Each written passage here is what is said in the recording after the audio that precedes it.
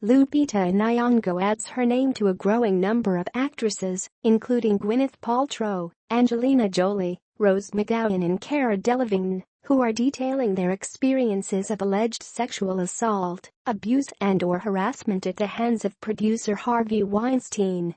In an op-ed for the New York Times on Thursday, Nyong'o said she had several encounters with him long before her breakout role in 2013's 12 Years a Slave. The New York Times was the first to break the story of Harvey Weinstein's alleged sexual assaults and abuse. "I had shelved my experience with Harvey far in the recesses of my mind, joining in the conspiracy of silence that has allowed this predator to prowl for so many years," she said. "I had felt very much alone when these things happened, and I had blamed myself for a lot of it, quite like many of the other women who have shared their stories." Nyong'o wrote that she first met the producer at an awards ceremony in Berlin while she was still at the Yale School of Drama in 2011. Sometime after, he invited her to attend a film screening at his home. Prior to the screening they had lunch, where she said he tried to get her to drink against her will, to which she did not acquiesce. "I found him pushy and idiosyncratic more than anything," she said of their second meeting. But it was at the screening at his home where Nyong'o alleges that he first made unwanted advances. During the screening he insisted that he needed to show her something. "Harvey led me into a bedroom, his bedroom, and announced that he wanted to give me a massage. I thought he was joking at first. He was not," she wrote.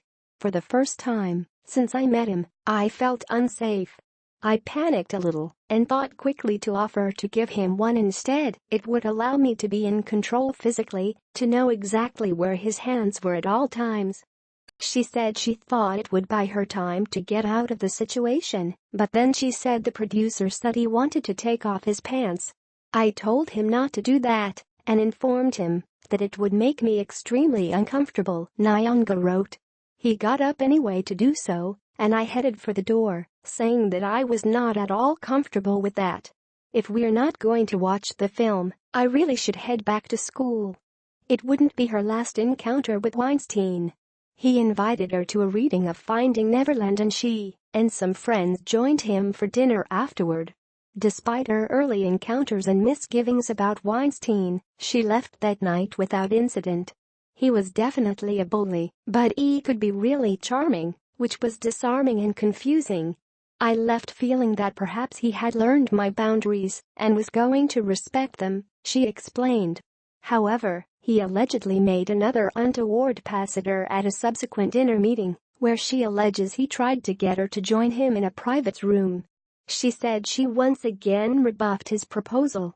Nyong'o said she didn't see him again until September 2013 during the Toronto premiere of 12 Years a Slave. She said he approached her at an after-party.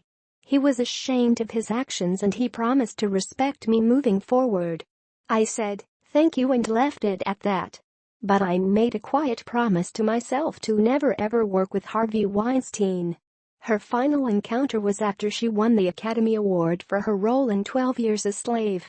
He offered her a movie role, which she turned down.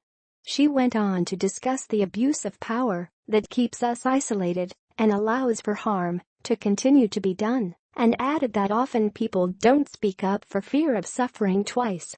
"Though we may have endured powerlessness at the hands of Harvey Weinstein, by speaking up, speaking out and speaking together, we regain that power. And we hopefully ensure that this kind of rampant predatory behavior as an accepted feature of our industry dies here and now," she concluded. "Now that we are speaking, let us never shut up about this kind of thing.